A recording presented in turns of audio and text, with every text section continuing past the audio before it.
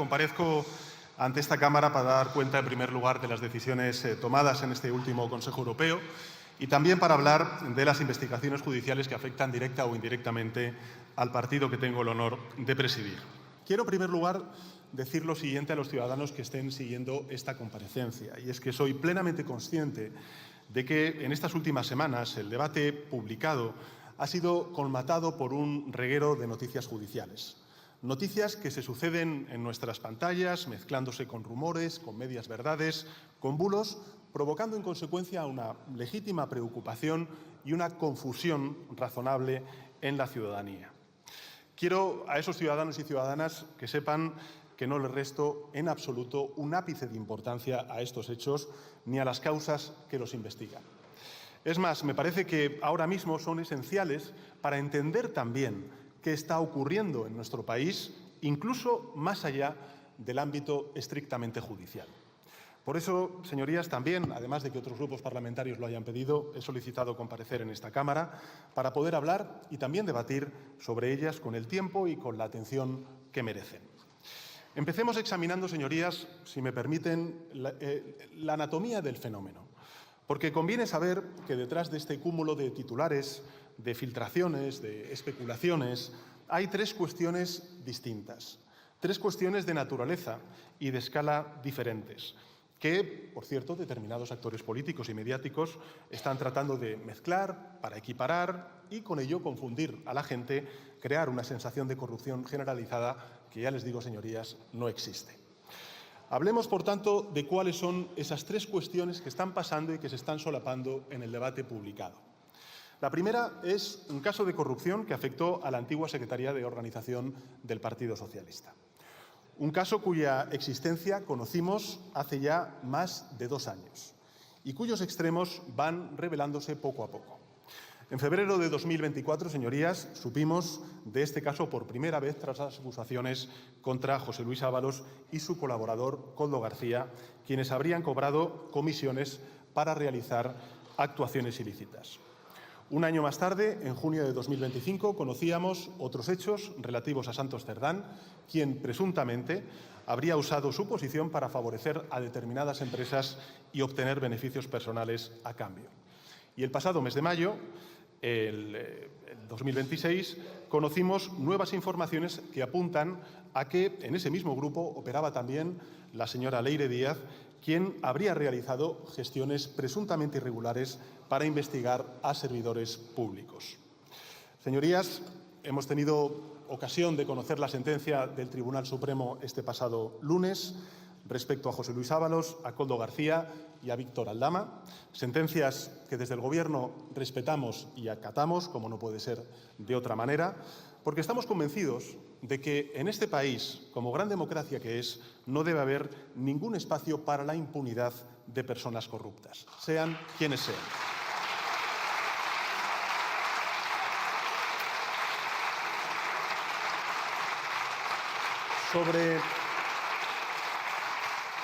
Sobre el resto de investigaciones a las que me he referido, siguen en marcha, aún quedan cuestiones por dirimir, pruebas que aportar.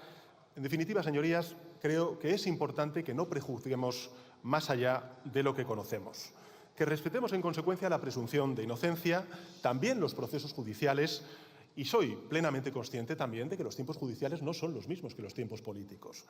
Pero creo que con lo que sabemos ya podemos decir tres cosas que me gustaría compartir con la ciudadanía.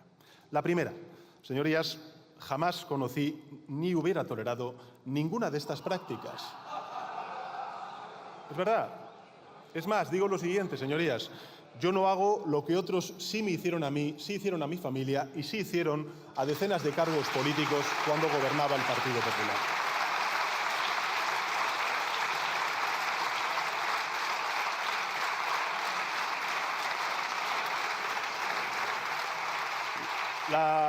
La segunda, señorías, lo he dicho, y además hay grupos parlamentarios que así lo han planteado en otros muchos debates cuando hemos tenido que hablar al respecto de estas cuestiones. La segunda es que el Partido Socialista no se ha financiado irregularmente. No lo ha hecho. Al contrario, si ha ocurrido algo de eso, es que han sido otros quienes se han aprovechado de sus recursos. Y finalmente, señorías, la tercera, es que nosotros no vamos a aceptar la corrupción como un hecho consustancial a las organizaciones humanas. Nosotros vamos a seguir trabajando con la ambición de erradicarla del todo. Por eso, señorías, cuando se descubrieron estos hechos, no dimos un paso a un lado, sino que dimos un paso al frente. Pedí disculpas, expulsamos inmediatamente a los investigados, comparecí ante sus señorías, pusimos al servicio de la justicia y las fuerzas y cuerpos de seguridad del Estado toda la información requerida, renovamos la dirección del Partido Socialista e impulsamos muchas medidas para reforzar los mecanismos de control, de supervisión y también de prevención contra la corrupción.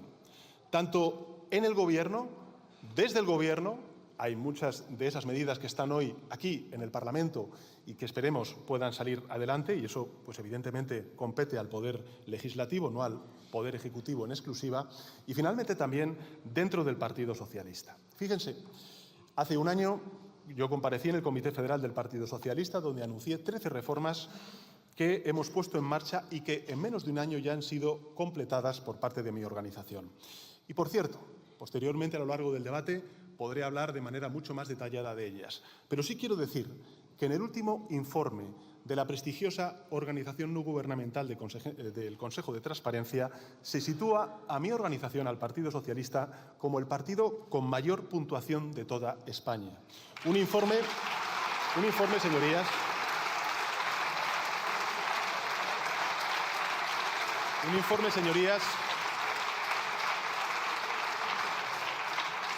un informe en el que solamente hay dos partidos que bajan.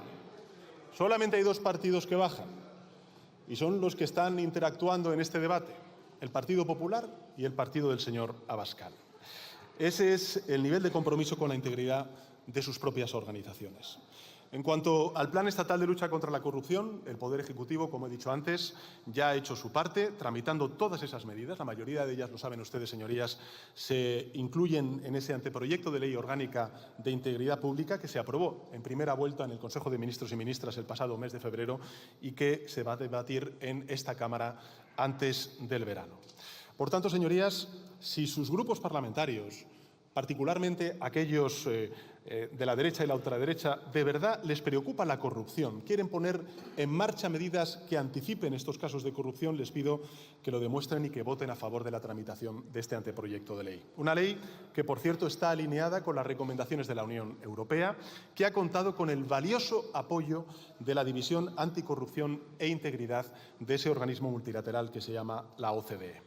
Hacerlo, señorías, lo saben ustedes, no es solo responsabilidad del Poder Ejecutivo, también lo es del Poder Legislativo, particularmente de aquellas organizaciones que tienen hasta 6 veces más causas abiertas por corrupción que mi organización. Por tanto, actuemos contra el problema y no engañemos a la gente, señorías. Es razonable suponer que en los próximos meses el goteo de noticias, los avances judiciales continúen, habrá nuevos hallazgos, nuevas acciones judiciales. Evidentemente, la derecha mediática y política venderán como una nueva muestra más de esa llamada degradación política, pero no nos equivoquemos, señorías. Desgraciadamente, la degradación ya ocurrió y lo que vamos a presenciar en los próximos meses es su persecución y su purga. Y nosotros, señorías, lo que vamos a hacer es apoyar ese proceso de todas las formas que resulte posible, sin excepciones, sin mirar hacia otro lado, porque queremos que se haga justicia y que aquellos que han manchado el buen nombre del Partido Socialista y de mi Gobierno lo paguen.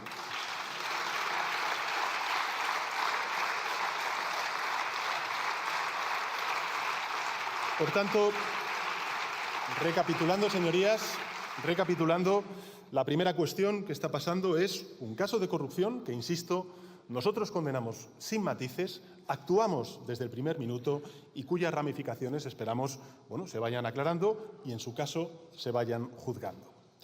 La segunda de las cuestiones que está pasando es la investigación abierta contra el expresidente José Luis Rodríguez Zapatero. Sobre el expresidente Zapatero, lo que me gustaría también señalar es lo siguiente. Primero, en su Gobierno no hubo un solo escándalo. Segundo, hace 15 años que no ostenta un cargo público. Tercero, le avala como pocos, por tanto, la presunción de inocencia. Colabora con la justicia, lo ha manifestado. Ha defendido con gran convicción la legalidad de su actividad privada, como la de tantos expresidentes de Gobierno, Y esa convicción y su trayectoria política explica la confianza que nos merece, que me merece a mí personalmente.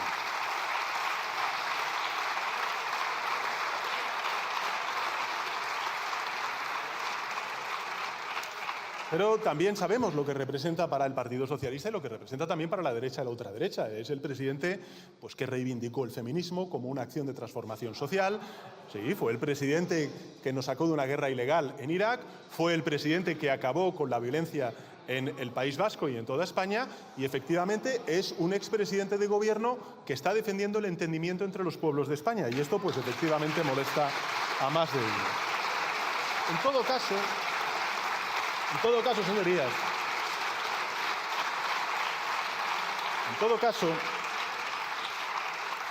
esta investigación se encuentra en un estadio distinto y, por tanto, tenemos que ser francos. En este asunto, ¿qué es lo que le compete al Gobierno? ¿Qué es lo que le compete al Gobierno? Al Gobierno le compete aclarar si hubo trato de favor en el préstamo a una aerolínea llamada Plus Ultra. Y la respuesta es clara, rotunda y contundente. No la hubo, no la hubo.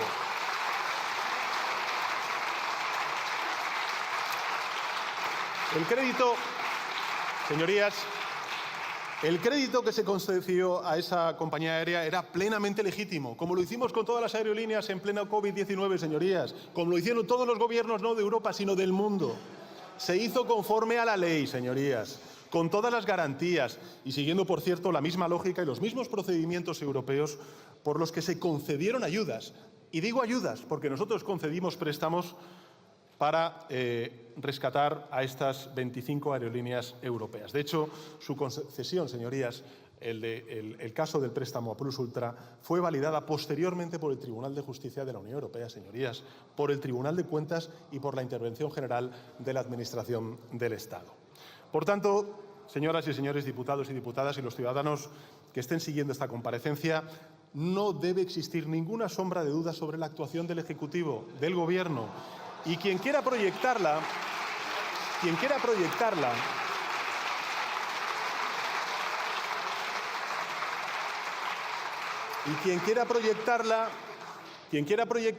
le pido que no especule, que no insinúe, que no susurre, que lo demuestre con pruebas, Nosotros, señorías, y le quiero trasladar a la ciudadanía esto, estamos muy tranquilos y muy seguros del trabajo que hemos hecho. La tercera cuestión, junto con el presidente Zapatero y con el caso de corrupción de la antigua secretaria de Organización, la tercera cuestión que integra esta maraña judicial son los casos abiertos contra mi familia, contra mi esposa y contra mi hermano. Podrán comprender, señorías, que para mí no es fácil hablar de ellos, porque afectan a personas.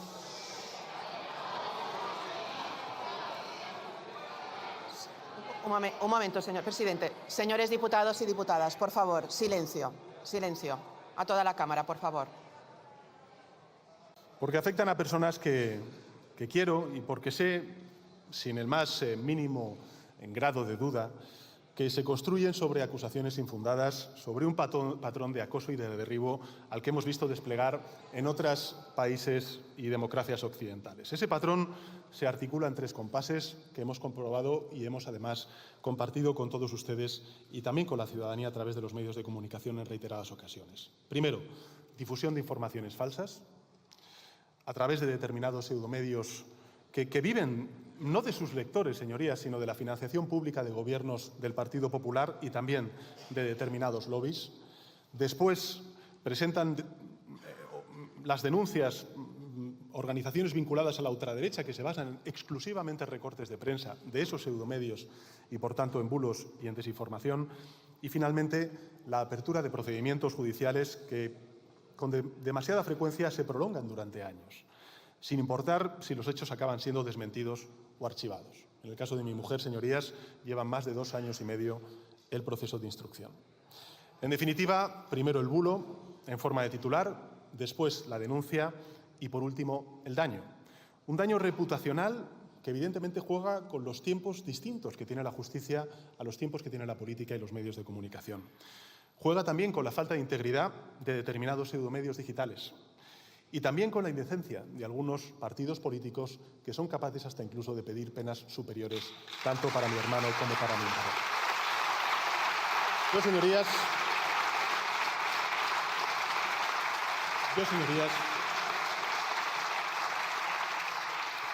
señorías, no voy a usar esta tribuna para reivindicar la inocencia de mi familia.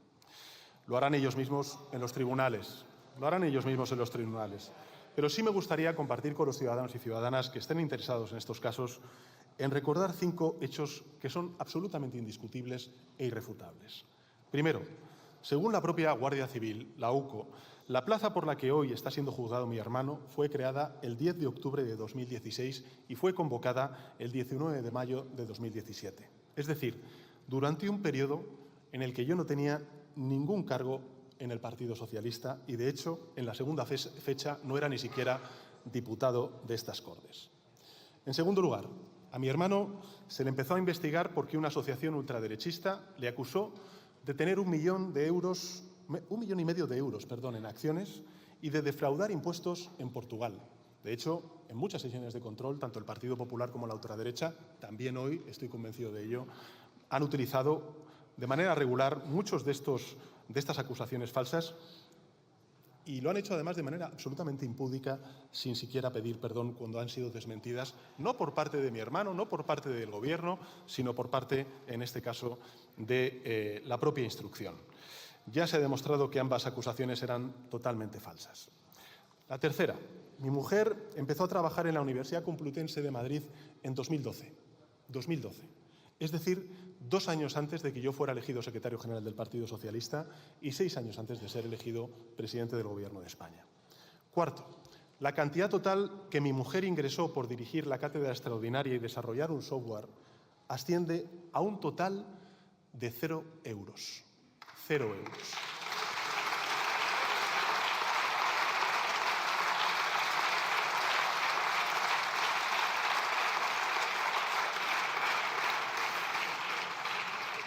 Y quinto, la instrucción contra mi mujer, también contra mi hermano, se ha hecho contra el criterio de la Fiscalía. En el caso de mi mujer... Silencio, por favor. Señor de Olano, silencio.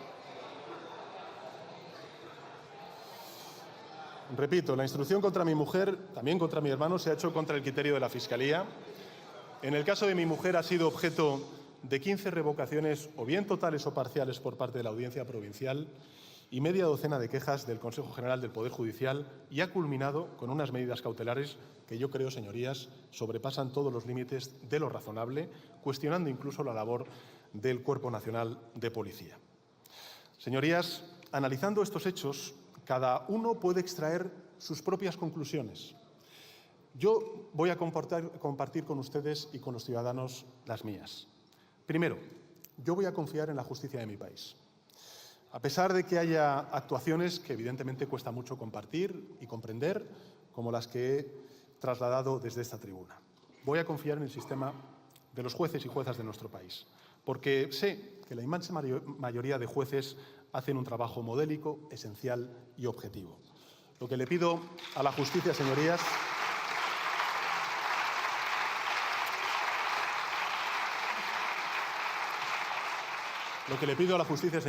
es que sea justa,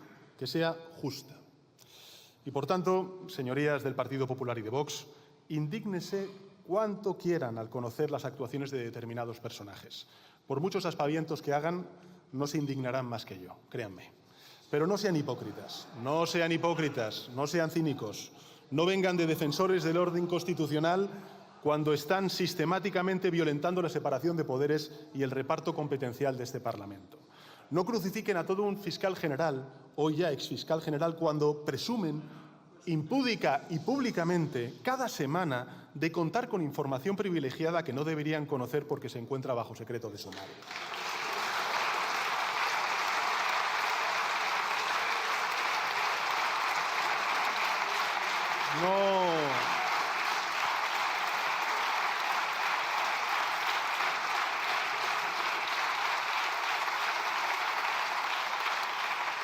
No hablen de cloacas cuando ustedes están siendo juzgados en este mismo momento por montar toda una policía patriótica con la que espiaron durante años a más de un centenar de rivales políticos y periodistas con la que fabricaron pruebas falsas contra ellos.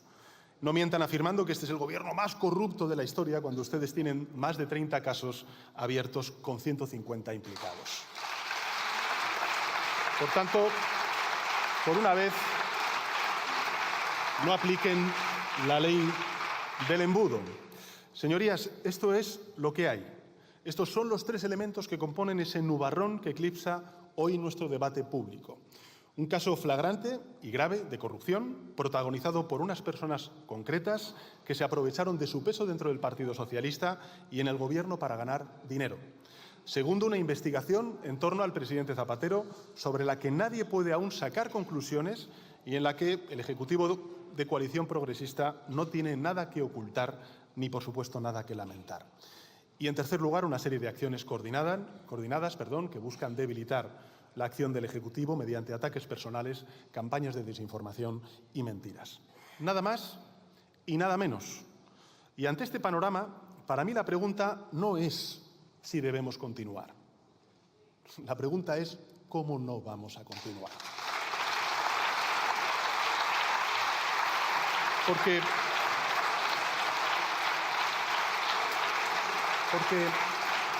señorías,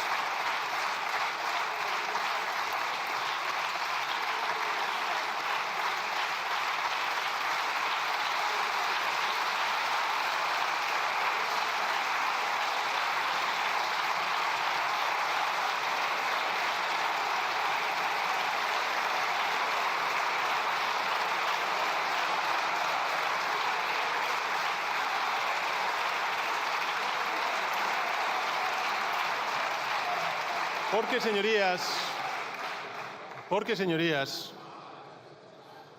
si aún hay... Silencio, silencio.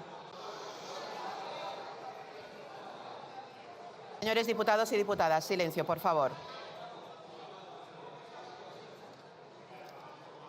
Señores del Grupo Popular, silencio. Silencio.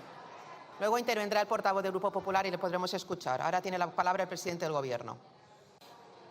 Porque, señorías, si aún hay rescoldos de corrupción en nuestro país, es evidente que será un gobierno como el nuestro y no un gobierno del Partido Popular con Vox el que podrá acabar con ellos. Porque cuando nosotros hemos detectado casos como los que hemos conocido, no los hemos tapado, los hemos perseguido. Y porque nosotros trabajamos para la gente y no para las élites. Señorías, yo entiendo, me hago cargo del enfado de la ciudadanía, entiendo su frustración y su decepción.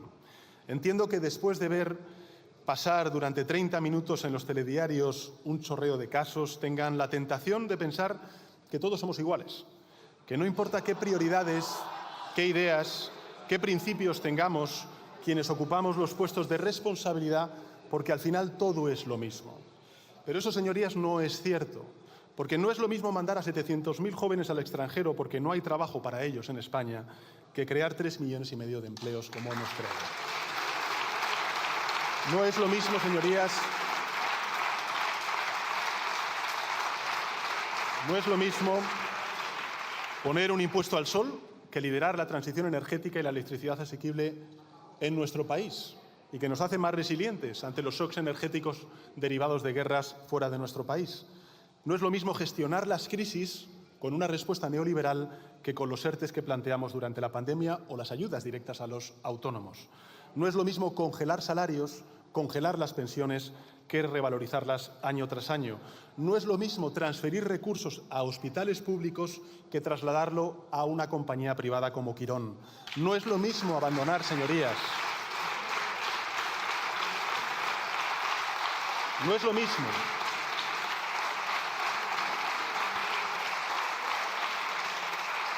No es lo mismo abandonar a las personas dependientes, como ocurrió durante la respuesta neoliberal a la crisis financiera, que reforzar como nunca la financiación al Sistema Nacional de Dependencia, tal y como hicimos ayer en el Consejo de Ministros y de Ministras.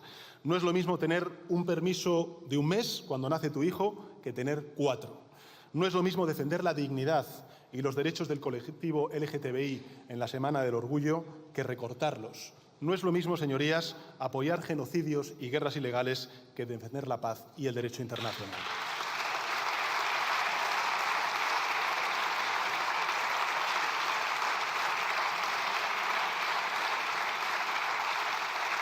No es lo mismo imponer que acordar. No es lo mismo derogar que construir. Nada de eso es lo mismo. No todos los políticos ni todos los partidos somos lo mismo. Evidentemente no somos perfectos. Lo sabemos. Ni nuestra gestión está completa. Tenemos que hacer mucho más para garantizar, por ejemplo, el acceso a la vivienda, para fortalecer la sanidad pública, que está en manos, desgraciadamente hoy, de muchos gobiernos que no creen en la sanidad pública, para subir salarios, que aún están siendo demasiado bajos, y para acabar con injusticias que aún quedan por resolver. Señorías, esto es así, es evidente. Pero igual de evidente es que la solución a estos problemas no está en la derecha y en la ultraderecha, está en el centro y a la izquierda de este hemiciclo. Señorías,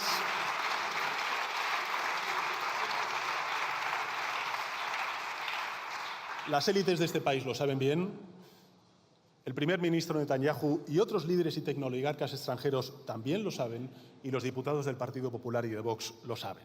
Por eso no hablan de economía ni de empleo, tampoco hablan de las políticas sociales. Por eso no nos cuentan cuál es su proyecto energético ni su estrategia de posicionamiento internacional, aunque parece bastante evidente por sus posiciones aquí cuáles serían. Por eso no paran, señorías, de verter bulos, manipulaciones y fango en el debate público. Señorías, lo vuelvo a repetir, no somos infalibles, pero no vamos a cometer el error de callarnos, ni de rendirnos, ni de olvidar que esto no va de nosotros ni de ellos, sino de millones de españoles y españolas cuyo bienestar y porvenir dependen de las decisiones que toma cada martes en el Consejo de Ministros el Gobierno de España. Por eso limpiamos lo que haya que limpiar, por eso vamos a defender la verdad mientras otros quieren sepultarla bajo mentiras, y vamos a seguir gobernando, señora presidenta, para que quienes más lo necesitan tengan el apoyo de su Gobierno y espero también de la mayoría parlamentaria de este Congreso. Nada más y muchas gracias, señora presidenta.